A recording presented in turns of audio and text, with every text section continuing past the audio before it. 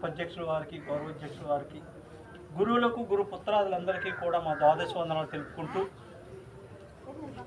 మన శివరామ దీక్షల వారి సాంప్రదాయము అని